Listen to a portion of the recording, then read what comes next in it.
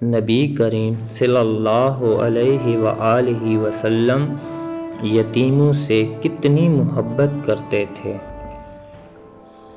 کیا آپ جانتے ہیں اس دنیا میں ایک یتیم بچے کے سر پر ہاتھ رکھنے والی ہستی خود بھی یتیم تھی؟ السلام علیکم، آپ دیکھ رہے ہیں دل کی دو باتیں۔ آج ہم بات کریں گے ہمارے پیارے نبی حضرت محمد صلی اللہ علیہ وآلہ وسلم کی اور یتیموں سے ان کی بے مثال محبت کی۔ دوستو، نبی کریم صلی اللہ علیہ وآلہ وسلم خود بھی بچپن میں یتیم ہو گئے تھے، اسی لیے آپ صلی اللہ علیہ وآلہ وسلم یتیموں کے درد کو بہت اچھی طرح سمجھتے تھے۔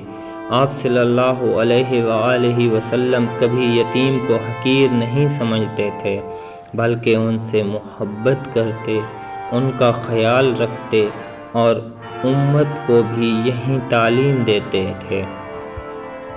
حدیث مبارکہ ہے، نبی کریم صلی اللہ علیہ وآلہ وسلم نے فرمایا، میں اور یتیم کی کفالت کرنے والا جنت میں اس طرح ہوں گے، اور آپ صلی اللہ علیہ وسلم نے اپنی 2 انگلیوں کو ملا کر دکھایا۔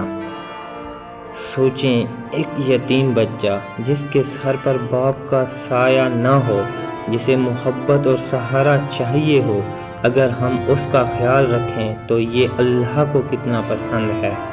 نبی کریم صلی اللہ علیہ وآلہ وسلم نے ہمیں سکھایا، یتیم کے سر پر شفقت سے ہاتھ رکھو، اس کے ساتھ اچھا سلوک کرو، اس کے دل کو خوش کرو، اس کی مدد کرو۔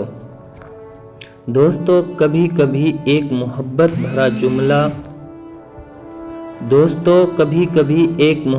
بھرا جملہ ایک یتیم کے دل کا درد کم کر سکتا ہے، اور یہی وہ اخلاق ہیں جو ہمارے نبی صلی اللہ علیہ وآلہ وسلم نے ہمیں سکھائے۔ یا اللہ، ہمیں یتیموں سے محبت کرنے، ان کی مدد کرنے اور نبی کریم صلی اللہ علیہ وآلہ وسلم کی سنتوں پر چلنے کی توفیق عطا فرما۔ آمین۔